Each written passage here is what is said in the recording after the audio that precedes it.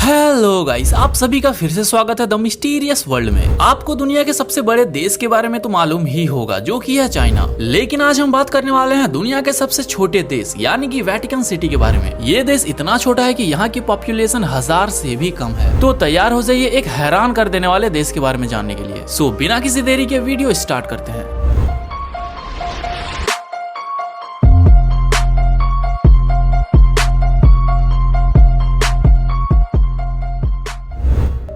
Vatican city Europe महाद्वीप में स्थित एक देश है जो कि पृथ्वी का सबसे छोटा और स्वतंत्र राज्य है। 2020 के रिपोर्ट के अकॉर्डिंग इस देश की कुल आबादी है 801। सो ये देश सबसे छोटा होने के साथ साथ यहाँ की पॉपुलेशन भी सबसे कम है और यहाँ की राष्ट्रीय भाषा है लैटिन। आपको जानकर ये हैरानी होगी कि वेटिकन सिटी इटली देश के रोम शहर के अंदर बसा हुआ है। इसे अच्छे से समझने के लिए आप उदाहरण के तौर पर बांग्लादेश को ही देख लो, जो कि इंडिया के अंदर ही बसा हुआ एक दूसरा देश है। प्रसिद्ध इतिहासकार पी.एन. ओक के अनुसार वेटिकन सिटी का संबंध भगवान शिव शंकर से रहा है।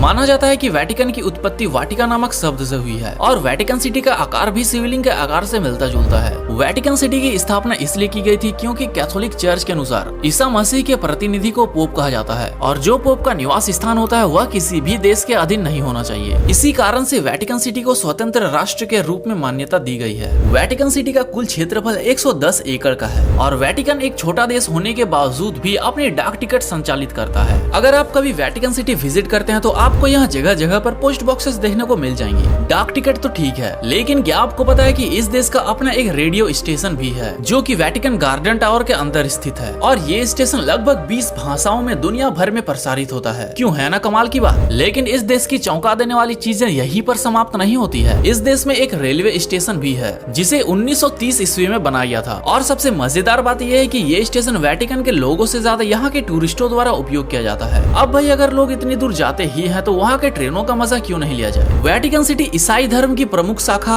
रोमन कैथोलिक चर्च का प्रमुख केंद्र है और रोमन कैथोलिक धर्म को मानने वाले लोगों के सर्वे सर्वा पोप का निवास स्थान भी है। ये देश एक प्रकार से रोम नगर का ही एक छोटा सा भाग है। इसमें सेंट पीटर गिरजाघर, वेटिकन प्रसाद समूह, वेटिकन बाग तथा कई अन्य गिरजाघर सम्मिलित हैं। अगर आपको नहीं पता है तो मैं आपको बता दूं कि यहाँ पर स्थित संत पीटर गिरजाघर यूनेस्को द्वारा घोषित विश्व धरोहर में शामिल है। वेटिकन सिटी में एक विश्व प्रसिद्ध म्यूजियम है जो कि 14.5 किलोमीटर के क्षेत्र में फैला हुआ है। कहा जाता है कि अगर आप इस म्यूजियम की एक पेंटिंग को देखने में 1 मिनट लगाते हैं तो पूरा म्यूजियम घूमने में आपको पूरे 4 साल लग जाएंगे। वेटिकन सिटी को यूनेस्को द्वारा वर्ल्ड हेरिटेज साइट का दर्जा प्राप्त है, जिसमें कि पूरा का पूरा देश ही विश्व धरोहर साइट के अंतर्गत आता है। इस देश की अपनी खुद की पासपोर्ट है और ये अपने सभी नागरिकों को पासपोर्ट सुविधा मुहैया करवाता है। वेटिकन सिटी के कानून के मुताबिक वेटिकन के लोगों को किसी भी तरह का टैक्स अपनी सरकार यानी कि पोप को नहीं देना पड़ता है, बल्कि यहाँ के लोग अपनी देश की तरक्की के लिए सरकार को टैक्स के बजाय करेंसी दान में देते हैं। इस देश में बने राजशाही महल में 1000 से अधिक कमरे तथा इसके साथ कई भवन भी हैं।